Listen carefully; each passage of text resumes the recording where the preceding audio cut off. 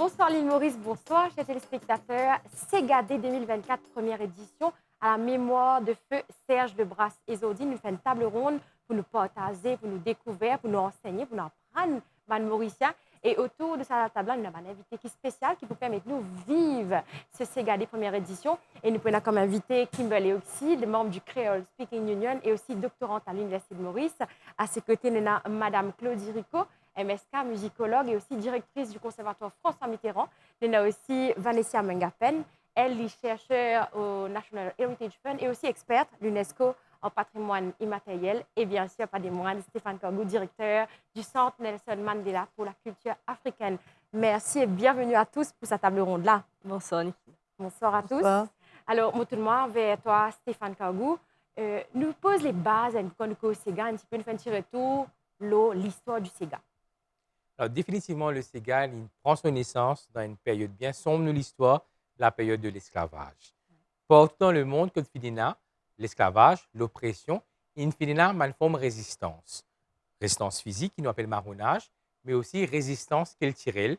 Et ça finit de lieu à une expression culturelle, une forme d'art, comme le Sega dans Maurice, Maloya à La Réunion, Sega Tambour dans Rodrigue, ou la capoeira jusqu'à dans le Brésil. Donc, le Sega, c'est avant tout une forme de résistance culturelle qui, malgré l'adversité, malgré les difficultés qui mènent être humain qui finit forcé en esclavage, il finit gagner, c'est une récit recréer une partie importante de cette richesse culturelle en forme de Sega. Donc, je tiens une connaissance de la rythmique du Sega. À Maurice, je tiens recréer un instrument de musique.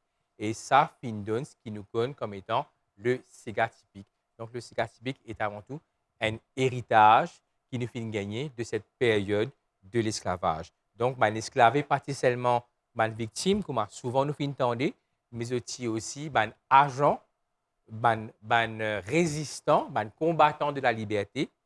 Et l'expression de ce combat-là, c'est éventuellement le Sega. Le Sega. Et nous, cas, dire justement, tu as servi le terme de résilience. Ils font partie de l'ADN, Zodi. Puis là, aucune classe, aucune barrière, tout le monde dans Sega, tout le monde content Sega Maurice. Et nous, quasi cette fière de ça, justement, mon tournement vers toi, Vanessa, 2014, il est classé par l'UNESCO, le Sega typique. Oui, le 27 novembre 2014, le Sega typique finit inscrit à la liste représentative de l'UNESCO. Suite à tous ces critères qui sont respectés, tous les 5 critères de l'UNESCO, parce que suite à sa richesse qui le Sega typique est dans lui. Il y a un moyen de transmettre le message de multiculturalité. Et aussi, sur la liste de l'UNESCO, nous avons 10 Sega typiques. Nous avons le Sega Tambour de Rodrigue également qui finit listé en 2017. Et nous avons le Sega Tambour de Chagos qui finit listé en 2019. Et je pense que c'est juste une fierté pour nous, déjà, à l'île Maurice et aussi à Rodrigue, entre autres. Mais tu as envie de demander aussi, peut-être Vanessa, peut-être nous y connaît en tant que Mauricien, qui, oui, il est listé. Mais c'est un gros travail qui est derrière pour mener vers ça, ces sacres-là. Exactement, c'est un gros travail qui me prend plusieurs années et plusieurs mois. Que nous finissons bien et une rencontre consultative avec la communauté, les artistes, les praticiens, que tout ça là ensemble, nous travaillons ensemble un dossier, que nous envoyé ça à l'UNESCO, que nous mettre sur place tout moyen de sauvegarde pour réussir protéger, ne pas juste inscrire un élément de la liste de l'UNESCO, mais nous sommes capables, tout le moyen pour capable protéger, nous capables de transmettre à la génération. Et bien sûr, quand nous cause le Sega typique, peut-être nous tout le monde vers toi, Stéphane, nous pas qu'à cause Sega typique, nous cause moyen qui va là, l'esclavage qui peut servir pour jouer. Avec les temps, nous avons beaucoup d'instruments traditionnels. Peut-être nous pouvons partager un petit peu les différents instruments qui nous servent dans ces gaz aujourd'hui.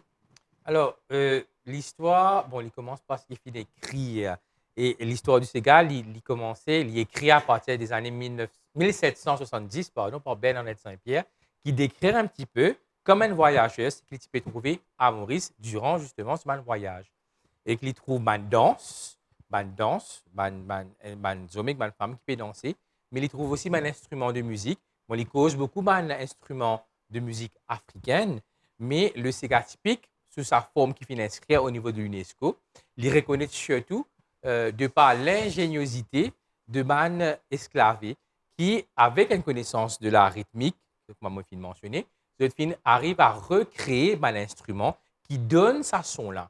Par exemple, avec ce que Tiena à portée de main, la cabri sauvage, par exemple, Lorraine insertion à l'époque, c'était peut-être du goyave de Chine. Donc, ça nous donne la ravane. Après, des graines dans une calebasse, il nous donne la maravane. Voyez? Et patina triangle, parce que je patina axé à une barre de fer, c'était la serre qui peut servir de man carocan, qui peut donner sa son du triangle, justement. Donc, ces instruments sont aussi emblématiques du Sega. Il faut savoir que le Sega les reconnaît comme une forme d'art qui comprend la musique, qui comprend une danse, donc une autre forme d'expression, et qui comprend aussi un instrument de musique.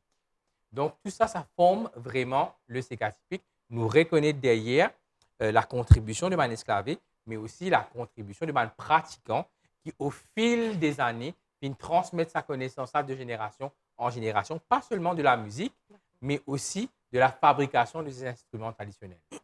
Donc, aujourd'hui, nous pouvons dire que le Sega est bien plus qu'un simple divertissement. Il y a un performing arts aussi avec la danse, sa façon de jouer, de manière santé.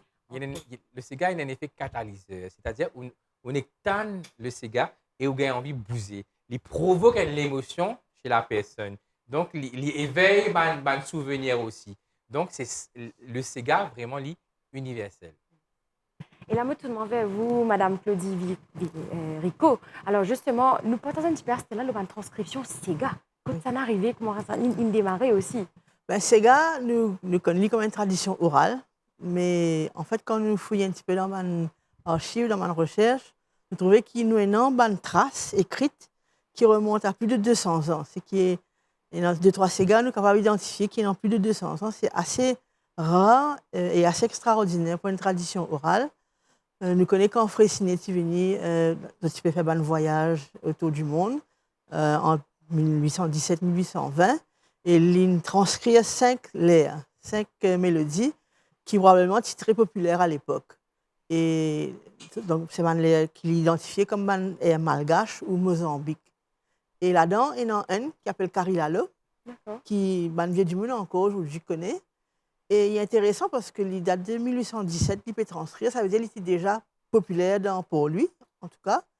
Et tout au long de ce 19e siècle-là, il y a un tas de musiciens, arrangeurs européens qui passaient de retranscrire ce même Sega-là.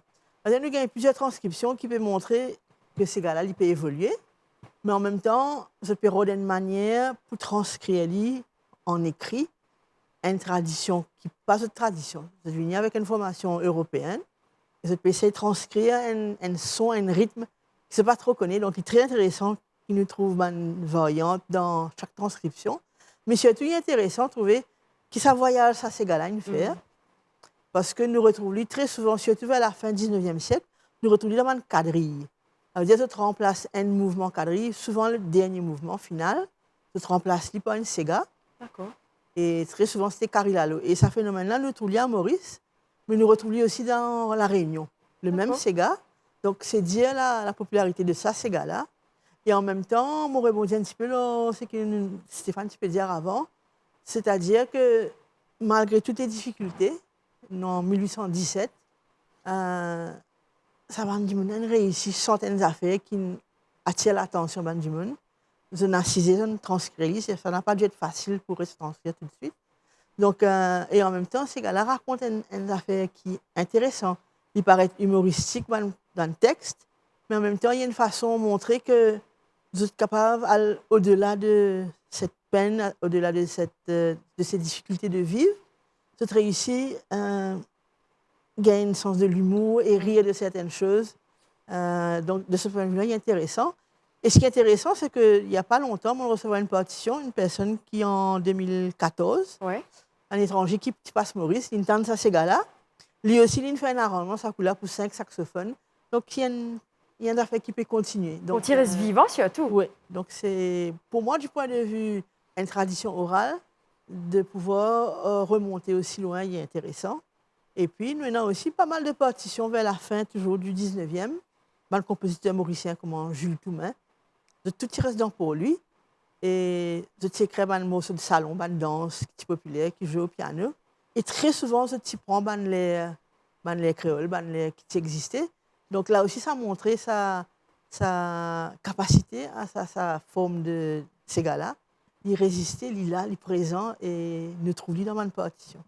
En tout cas, nous avons dit que le Ségal est super solide depuis l'époque, il peut Oui. résister et il arrive là. Et quand nous cause transcription orale, nous cause surtout le langage créole. Parce que c'est une manière, c'est la façon que tu peux exprimer. C'est vrai, on exprime nous, il y a différentes façons d'exprimer sample Ségal, jouer Ségal, comme une expression de liberté, souffrance, paix, la paix, désespoir. À l'époque, il était surtout dans un langage. Et moi, tout le monde, justement, vers toi, Kimberly, pour te partager, justement, l'eau, Séga et le langage créole, sa connexion-là. Est-ce qu'il nous a dit qu'à partir de là, que le langage créole, il commence à naître, il commence à créer? Il faut même partie, justement, de dynamique langage créole et aussi de, comment nous dire, il y a toujours en fait une pratique véhiculaire commune qui peut être dans Maurice et dans les îles créolophones. Et aussi, donc, les sorties deviennent tradition orale. Et tradition orale mène souvent vers aussi littérature, bonne santé, etc. Et qui ne reste transmettre. Et Maurice tout, en fait, qui dit que c'est une forme de résilience et qu'il s'y vive après tout ce moment difficile-là, que ce soit rythmique, que ce soit à l'oral, donc ban texte aussi, et même par rapport à la danse. Parce que, en fait, moi, manière moto, Sega, surtout, c'est pas juste la musique, la santé, etc. Parce qu'il commence dans le livre Bessac, donc en 1888, qu'il dit que la chanson créole, manière qu'il décrit, c'est un refrain répété à satiété pour les besoins du Sega. Donc, nous comprenons que ce n'est pas une santé, c'est une culture, c'est vraiment une pratique qui implique différents éléments, qui lit la danse, qui lit le texte, etc. Mais qui te permet, l'esclave aussi, sortir depuis sa routine qui est assez sombre. Et à partir de ça, nous trouvons plusieurs formes Sega. Donc, il y a une évolution, il y a un métissage qui nous donne les autres formes comme Saga, comme Ségé, Sega salon, Sega typique, et qui nous voyageait aussi partout. Donc, et aussi avec mondialisation, qui vient de Maurice, mais qui panne tout Sega. Arrivé à un moment donné, nous avons d'accord qui partit gain droit de Sega de Maurice. Et qui a là, tout le monde danse le Sega. Et comment on dit plus bonheur, c'est au-delà de la classe sociale, au-delà de la barrière, et il y a toujours ça. Il y a toujours cette pratique-là qui y a aussi sa partie folklorisation, sa partie pour des besoins touristiques. Et à un moment donné, il y a une différenciation Sega festif et Sega de divertissement. Donc, tout ce qui passait dans l'hôtel, Sega engagé aussi. Sega engagé aussi. Tout ce qui passait dans l'aéroport, donc pour des besoins touristiques vraiment. Après, il y a aussi ça Sega qui du monde a dansé côté. Par exemple, moi personnellement, mon grandi dans Sega. Donc, mon rescassi, des petits me tannent Sega. Et c'est à cause de ça qu'ils ont dit, il y a beaucoup de Sega qui me connaissent, pas parce qu'ils peuvent moi m'écouter, mais parce que l'environnement, il me donne moi lui. Et que je trouve beaucoup de concerts au terrain football, cassis, etc. Donc, ils font partie vraiment d'une culture, une communauté et Maurice entière. C'est intéressant ce qui te fait dire, tu as une cause sur toute cette partie, c'est gars sur l'évolution, tellement d'évolution qui ne viennent pas derrière, mais tu as une cause un aspect aussi, qu'à un moment, les petits mal vus, tu as un thème comme Cholo qui est attribué à un artiste qui peut pratiquer. Et je me pensais ça bout là, c'est une partie dans l'évolution du Sega, parce qu'ils ont dit, Cholo, il n'est plus trop mal vu de traiter du monde de Cholo. Il y a des artistes qui même fiers de dire, bon, ben Cholo. Il y a un groupe qui appelle Cholo Ben, entre autres. Et à nous causer un petit peu sur l'évolution de sa Sega-là, Zodi, qui place, qui regarde de poser Zodi, l'eau Sega, et surtout sur l'acceptation, dans la pratique aussi, chez la jeunesse mauricienne. Alors, le Sega, comme au Finzeli, il est adopté par tout le monde. Donc, bien sûr, nous cause l'esclavage, une sortie de l'esclavage, une finit dans l'engagisme, et dans le contexte mauricien, il y a ce qu'on appelle la créolisation, c'est-à-dire que la culture a été adoptée par tous ceux qui sont venus après, que ce soit les engagés, les travailleurs engagés chinois ou indiens. Donc, la culture, s'il n'est pas partagé, ben, il est mort. Mais cette culture, une fin partagée et adoptée et, comment dire, les fins adaptées au changement du temps aussi, ce qui fin donne, bien sûr, l'évolution du Sega. L'in dépasse ma barrière, l'in dépasse ma tranche d'âge, ma génération, et que ce qui nous trouvait à Zodi, il est adopté par toutes les familles et qu'il dépasse les frontières mauriciennes aussi. C'est pour ça qu'aujourd'hui, le Sega n'est pas le patrimoine de l'île Maurice, mais il est le patrimoine de l'humanité et appartenir à toute l'humanité. Et en ça, cette forme d'art est extraordinaire. Qu'est-ce que vous pensez, en tant que professionnel dans ce domaine-là, comment Manzen aujourd'hui peut pratiquer le Sega? Est-ce que tout est encore vivant? Est-ce que vous avez senti qu'il est mort ou bien non, il peut commencer à revivre? Qui c'est qui veut bien répondre là-dessus? Peut-être toi, Finale? Moi, je pense qu'il peut revivre, surtout quand nous avons même reprise Belvédère par les Îlois, justement en hommage à Serge Lebras, et qu'aussi, Ravan Causé, il y a plusieurs groupes qui pratiquent encore Sega typique et qui nous trouvaient dans plusieurs lieux culturels ou plusieurs lieux de diffusion. Et il y a aussi, je pense, plus un travail de structure en termes de le travail du professionnel et de l'artiste. Donc, par exemple, en termes éthiques, en termes payer du monde, en termes payer un artiste, payer un acteur culturel, dans ce travail qu'il fait, que ce soit dans le public ou dans le privé. Donc, il y a tout un aménagement à faire. Parce qu'il pas à cause ces gars, il y a une pratique véhiculée qui est commune, qui est justement dans la communauté, qui n'est pas bizarre, ça justement, cet encadrement-là, pour les capables continuer à vivre, en fait. Parce qu'il y a autant qu'ils peuvent vivre dans une communauté, dans une famille, pour amener vers une scène internationale, et il y a besoin pour ça, il y a besoin de faire transmettre justement ce langage-là, comme je peux cause Carrie Lalo, plus bonheur. Il y a beaucoup, devant beaucoup santé, un référent culturel qui montrait ça à l'époque-là. Et qui, dans l'école, c'est pas intéressant, il y a un recueil de chansons créoles, un recueil de Sega, que les enfants servent soit pour qu'on histoires Maurice, soit pour qu'on l'époque, moi tu peux écouter justement Serge Lebras, qui dit c'était l'époque, tu faisais des roupies ou bien N50, c'est une réalité qui n'est plus c'était là. Et qui n'est pas trouvée dans les histoires parce qu'il est dans la santé, qui raconte à l'époque aussi, et même dans l'époque contemporaine, c'était là aussi quand nous tendait. Donc, tout ça là, je pense qu'il faut partir aussi dans transmission envers les enfants. Parce que je pense qu'il arrive un moment, nous avons un devoir pour ça, les enfants mauriciens. Et justement, je te demande vers toi, Vanessa, qui nous a fait d'autres, justement, après qu'il s'est fini listé, patrimoine immatériel par l'UNESCO, pour continuer à garder la flamme ces gars vivants, pour enseigner un petit, ça culture ces gars-là. Comme moyen de sauvegarde, déjà, suite à l'inscription, nous finissons la création d'une association des pratiquants de Sega typique. Et également, nous avons la création d'une école de la Ravane à Grand Gobe, qui est gérée par le Centre Nelson Mandela avec le Caritas. Et nous avons aussi nous trouvé qu'il y a beaucoup d'emplois au niveau de l'université, que beaucoup de jeunes font de recherche sur l'histoire du Sega et aussi au niveau du secondaire également. Et je pense que ça aide beaucoup de jeunes à connaître l'histoire des autres ancêtres et en même temps de réadapter l'histoire et d'une façon de le préserver afin qu'il ne pas perdre sa richesse qui entoure le Sega. Aujourd'hui, on a tellement de genres musicaux qui rentrent Maurice, qui pratiquent, qui dominent aussi un peu les écoutes autour Sega. Nous avons dancehall, nous avons chata, nous avons reggae, nous avons entre autres. Est-ce que vous pensez que c'est un danger pour le Sega? Alors, le Sega, il survole 400 ans quand même d'histoire. Et qu'aujourd'hui, plus que jamais, il y a comment dirais-je, une référence en cause de l'île Maurice, nous cause du langage et que nous cause aussi sa forme d'art, là, le Sega. Donc, je pense qu'il dépasse nos générations et sur plusieurs générations. Il faut savoir que nous cause différents modes de préservation. Sega, il même rentre dans l'hôtel. Et le Sega sous sa forme typique, avec un vêtement traditionnel aussi, parce que nous plions économique sur le tourisme, et aujourd'hui, de plus en plus de touristes sont en recherche d'authenticité. Et ce qui rend nous authentique, c'est bien sûr notre richesse culturelle et ce qui nous fait hériter de nos Grandimoun. Et le Sega, définitivement, fait partie. Merci. Pour ajouter à ce que Stéphanie dit, je pense qu'il est très important qu'on nous sauvegarde. Sauvegarde ne veut pas dire simplement garder dans l'état statique. Nous devons aider à ce qu'il évolue par rapport à ce contexte, sur les temps et sur l'environnement également. Il ne faut pas nous garder, il ne faut pas nous friser, en fait. C'est une des façons que nous sommes capables de protéger pour capables de transmettre à la génération future. En fait, nous trouvons souvent parce que le conservatoire nous fait la musique classique, mais nous fait aussi jazz, pop et musique traditionnelle. Et très souvent, quand on gagne un exercice de composition pour faire, mais naturellement, je prends Sega comme base. Et je t'inclus, disons, dans le jazz ou dans le pop. Très, très, très souvent. Même au niveau de Chelsea, quand ils ont un choix d'essai, ils ont besoin de choisir un titre. très souvent, cette poêle vers une affaire qui est liée au Sega. Donc, là aussi, il y a quelque chose qui montre que c'est essentiel et que ça continue à évoluer. Il n'est pas statique du tout.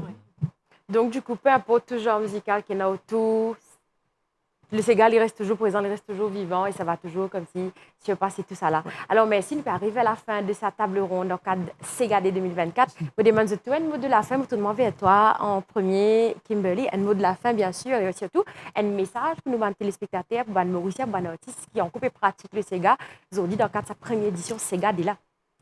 Mon mot de la fin, c'est surtout pour trouver Sega beaucoup plus loin.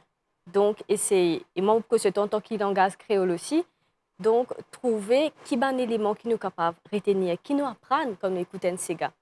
Et écouter plus encore. Et trouver qui manière ça réunir une famille, ça, mon Dieu, mais continuer, perpétuer ça, une tradition, une fête familiale, Sega, ou écoute Sega, ou mettre Sega un peu partout, même dans une institution. Et vous, Madame Rico? Ben, toujours la recherche, pour moi, c'est important parce que je pense qu'il y a une mine d'or là, pour la recherche. Il y a un tas d'éléments pour pas encore faire recherche là. Et surtout, pas juste Maurice, une recherche dans la zone parce que les liés, comme on m'expliquait tout à l'heure, il y a un Sega qui voyageait Maurice Réunion depuis très longtemps. Donc, encourage les étudiants et en matière à recherche, pas encore touché du tout. Moi, je dirais plutôt, nous encourageons les jeunes à pratiquer et à documenter surtout pour ce qui ne pas perdre. Merci. Et Stéphane? Alors moi, le mot de la fin, je vous dire que l'île Maurice est un pays extraordinaire. Nous connu comme étant un pays multiculturel, multiethnique, multireligieux, mais il y a un marqueur qui définit l'identité mauricienne. Et le Sega, il y a un marqueur là, qui tout Mauricien reconnaît dans sa forme d'art là. Et je rejoins mon collègue pour qui m'a dit pratique, écoute le Sega, mais aussi documente sur le Sega. Et pour cela, il y a le musée du conservatoire, il y a le centre de documentation du centre Nelson Mandela, il y a de la documentation au NHF aussi. Donc, nous apprenons un peu plus de nos cultures pour vraiment nous apprécier la richesse culturelle du pays. En tout cas, merci beaucoup, chers invités, de nous permettre de vivre sa table ronde au Sega de là avant d'aller plus loin. Il y a une invitation à de nous, chers Mauriciens, pour le 13 avril, Vanessa. Oui, il y a un événement culturel qui peut être le samedi 13 avril au Plaza, que nous pourrons rendre hommage à Serge Lebrasse avec plusieurs artistes qui sont là sur scène.